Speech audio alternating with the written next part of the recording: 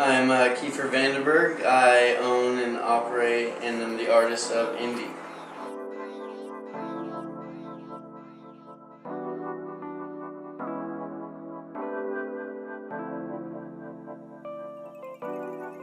There was definitely a moment after high school where I knew that I was going to do art and I had a purpose for my art. So, I mean, like, I was grounded a lot when I was younger and I was allowed to read and draw.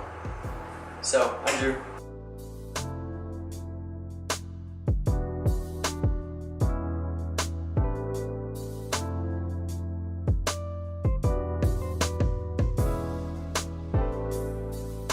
Third eye. To me, that's beyond ordinary, just a beyond ordinary style. What got me into that was I was raised really, really Christian, just really like literal. It wasn't like any abstract towards it. Like if the word was the word, like that's what the word meant, and like there's no abstract thinking. So like, and I appreciate it, but then after that, I realized that there's a lot of other things to the world than like one book.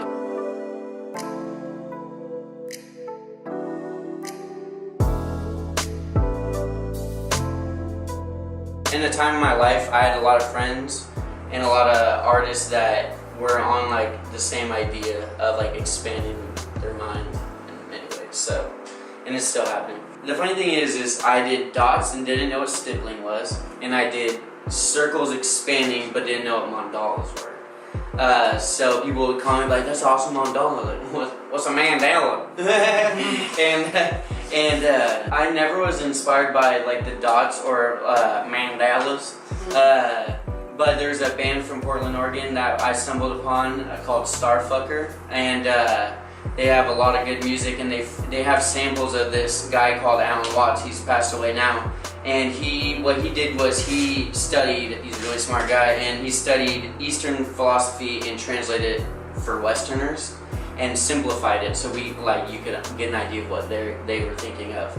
And Starfucker showed us him, and we Googled Alan Watts, and he had a bunch of cool stuff. And like I said, like it was crazy. It was like on like the same couple of years, like people were finding themselves and like exploring, and so like throughout maybe that whole year there's just intense like exploration. So there's a crazy wave that kind of influenced me too.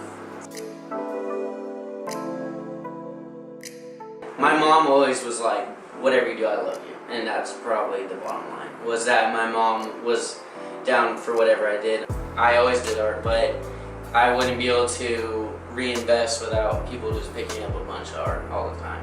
So because of them, I'm able to go to art shows, go to San Francisco at the end of the month, and that's the third one of the year.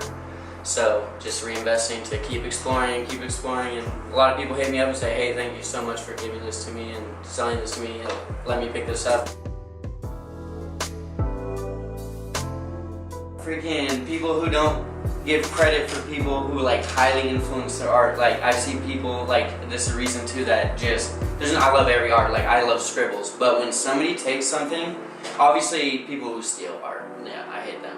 But then people who really just take like somebody's whole design and change like a background and say, "This is my design," and don't give any love to the person before, is the only people I have any like opposite of positive feelings for.